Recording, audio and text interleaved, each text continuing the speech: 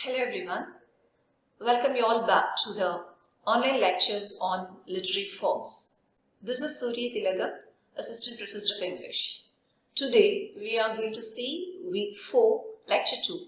The topic is elements of lyric poetry. In the previous lecture, we saw what is a lyric poem and what is the origin and all. Okay, let's see a few recap of it and let's analyze the elements of lyric poetry in detail in today's lecture. What is a lyric poem? It is a formal type of poetry which expresses the personal emotions or feelings which is typically spoken in the first person. That is the poet. He himself is expressing his emotions in a first person narrative. Now let's see what are all the major types of poetry according to Aristotle. Aristotle divided poetry into 3 types. One is narrative poetry, lyrical poetry, and the other one is dramatic poetry. Now let's see what is the difference between a lyrical poem and a narrative poem. Narrative poetry recounts the events. Recounts means narrates the events one by one, or it may tell a story in a long narrative poem.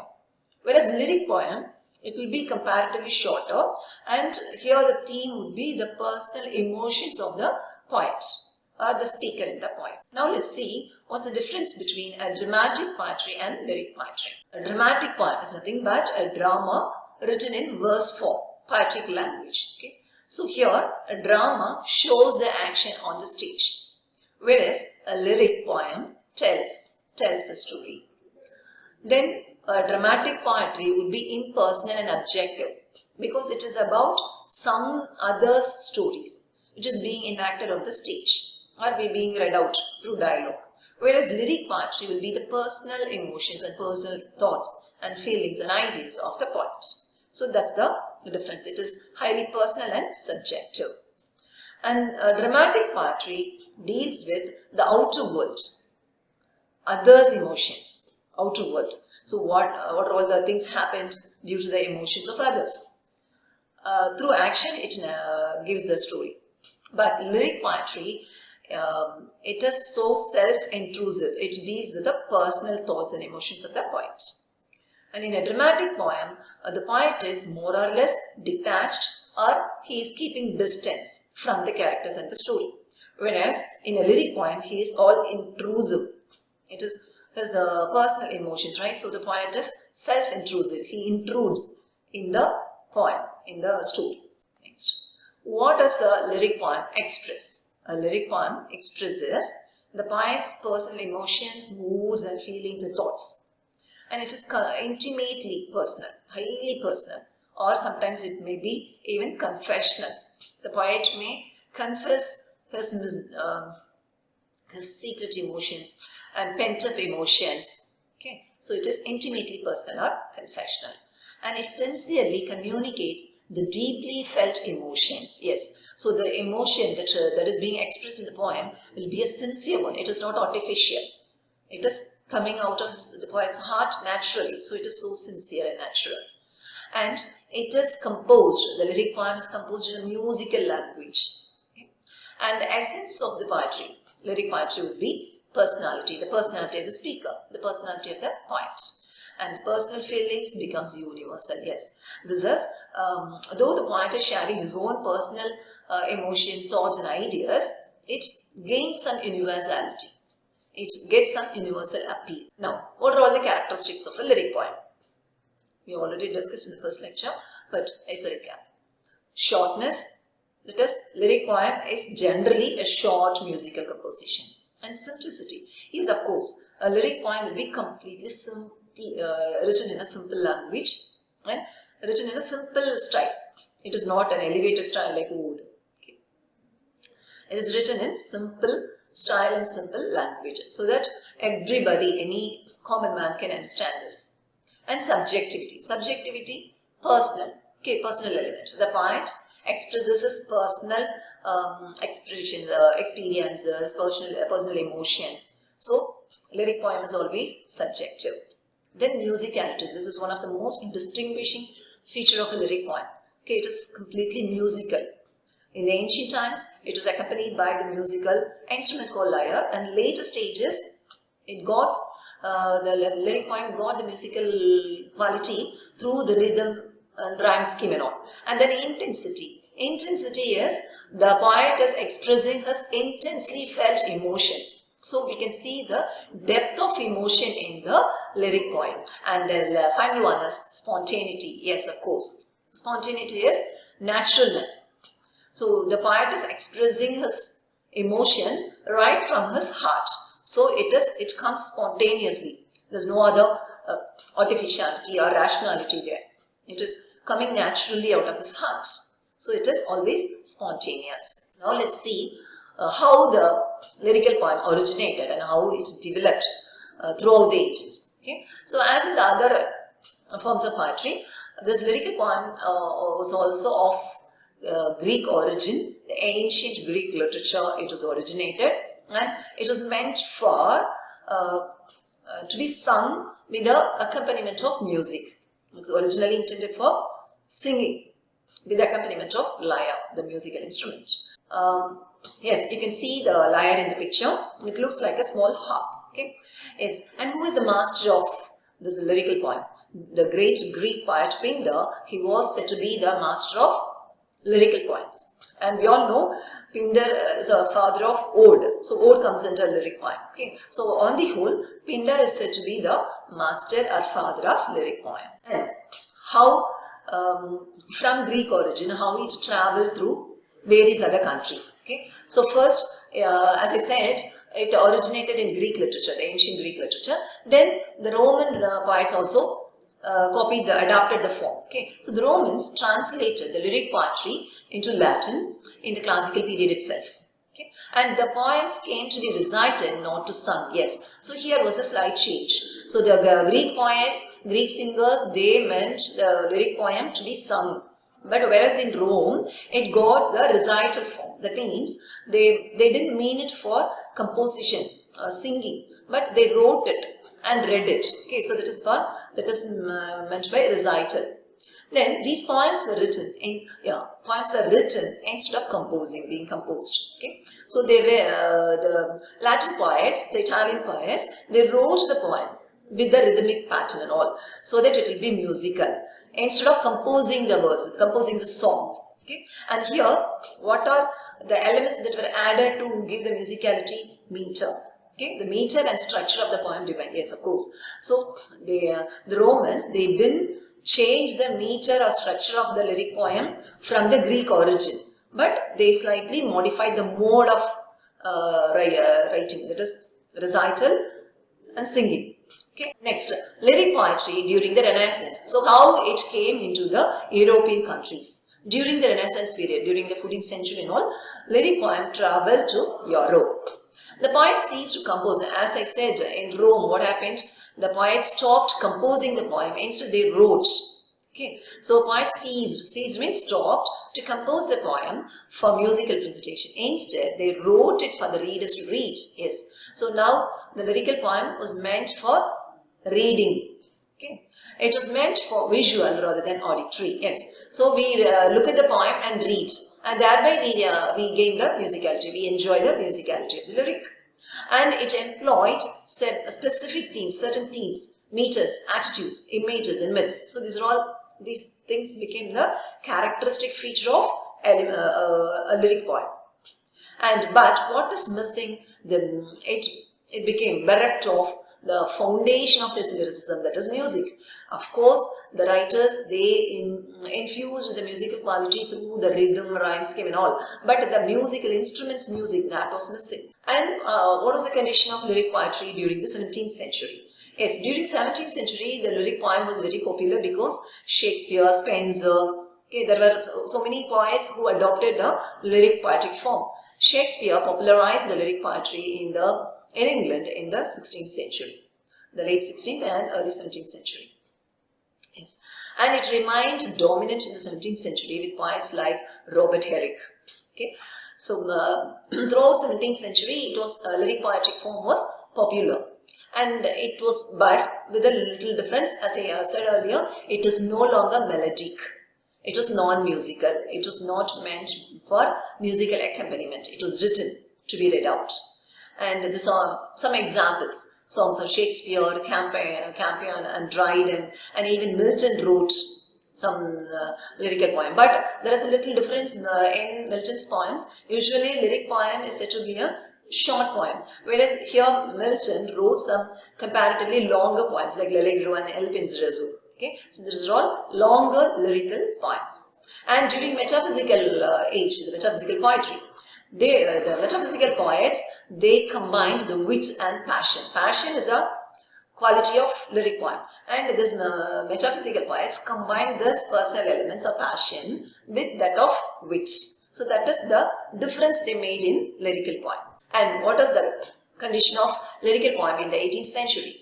During the 18th century, that is the neoclassical age, lyric poem lost its popularity. It became a lost subject because 18th century writers, they were keen on objectivity. Okay, whereas lyric poem is so personal, subjective. So lyric poem was not at all popular during 18th century. Okay, and lyric poetry in the Romantic age. What happened to lyric poetry in the Romantic age is lyric poetry became highly popular during the 19th century. That is a Romantic age with the advent of the Romantic poets like Wordsworth, Shelley, Keats, Byron. Okay, and even in the next age, that is Victorian age, Lord Tennyson, he also wrote lyrical poems, which is meant for musicality. Okay, lyric was equated with poetry. Here, the word lyricism or lyric poetry got a different meaning. That is, the Romantic poets equated the lyric poetry with that of poetry. So, any poem is lyric poem. Okay, that is how they defined. Okay, so during Romantic age, the lyric poem, almost all the poems they wrote during Romantic age were subjective, personal, expressive, right? So all the poems were lyrical, and some qualities were given as the features of lyric poetry during the Romantic age. They are brevity, the metrical coherence in order to give musical quality, and subjectivity, that is the personal element, and passion, emotion. Okay, so lyric poem will be always emotional. Shortness, metrical coherence, subjectivity, passion. Okay, next. What happened to lyric poetry during the modern age? In the modern age, lyric poem was not much popular because here modern poets were also dead against the subjectivity. Okay, so modernist poets like Ezra Pound, T.S. Eliot, William Carlos Williams, so they all questioned the relevance of lyric poem, and they rebelled against its constraint. Okay, so it lost its relevance in the modern period. Now we are coming to the key topic, the elements of lyric poetry. Okay, there are three elements. One is structural element, performative element, and literary elements. Okay, what are the structural elements? Rhyme and meter. And what are the performative elements? Verses, chorus, refrains, rhythm, rhyme, scheme. And literary elements, metaphor, first person point of view, confessional writing, and dramatic irony. Now let's discuss all these elements one by one in detail. First, the structural element is rhyme. A rhyme is the first structural element of a lyric poem. Is how this rhyme occurs. It occurs when two stressed words or syllables share a vowel sound. So it gives some rhyming scheme, rhyming pattern. Okay, and it makes the reader. Why is it used? It makes the reader or the listener ruminate on the lyric long after they initially experience it. That is, so it will make the listener think of it again and again because it is so rhyming. So they'll be thinking of the lines again and again. Okay, so rhyme and rhythm help the words to get stuck in the mind of the readers. Yes. Then meter. What's meter? How the syllables are used. Syllables are arranged in a foot, in a line. Okay, that is called meter. So meter is a system of stressed and unstressed syllable. Okay, how the stressed syllables and unstressed syllables are arranged in a line, metrical form, and it functions like the rhythm in poetry. Yes, through meter, the poets give some rhythmic pattern to the poem. And what are all the common meters used in lyric poetry? First, iambic meter, trochees, and frigg. What is an iambic meter? It is a two-syllable foot. Okay, so in a foot there are two syllables. That is called iambic. And how the syllables are arranged? Stress on the second syllable. Okay, So there will be 2 syllables and stress will be on the second syllable. So first one is unstressed syllable, and this is the commonly used metrical form for lyric poetry. And the next one is trochees. What is a trochaic foot? It consists of long stressed syllable followed by a short unstressed syllable. So that is called trochee. And the next one is pyrrhic. What is pyrrhic? Pyrrhic is a metrical form wherein there are 2 unstressed syllables. Okay, only 2 unstressed syllables in a foot. That is known as pyrrhic. This is otherwise known as dibrach. Okay, dibrach otherwise you can call it. Okay, then anapist. What is anapist? An anapist is a 2 short unstressed syllable followed by 1 long stressed syllable. Okay, and then dactyls. Dactyl is a long stressed syllable followed by 2 short unstressed syllables. This you have to be thorough with. You have to memorize. Okay, and spondees. What is a spondee? It is a metrical form. It is a food where 2 long stressed syllables are used. That is called spondee. Okay. Next, what are all the performative elements of a lyric? The first thing is verse. Verse is nothing but a song. Okay. So songs have several verses. So in a song there will be several verses, the lines. Okay. And each song is made up of different groupings of lines. Yes, that we know. Okay. And every verse is in a song will follow the same rhyme scheme and rhythm. That is how it gets its musicality. And then next performative element is chorus. Yes, chorus is nothing but a group of lines recited by a group of singers. Okay, so this chorus or a type of refrain. Refrain means repetition. So in a song, in a poem, sometimes the chorus or any single singer or a group of singers, they will repeat the lines. So that is known as chorus, otherwise known as refrain. Okay, refrain also the same. A line or group of lines that are regularly repeated. Okay, usually at the end of the stanza in a poem or at the end of a verse. Okay, that is called refrain. And rhyme scheme. Rhyme scheme, you know, the pattern of rhymes at the end of each line of a poem. Okay, that is called rhyme scheme. And rhythm. Rhythm, how the stressed and unstressed syllables are arranged in a line. That is called rhythm. Okay. Now let's discuss the literary elements of a lyrical poetry. First, the metaphor.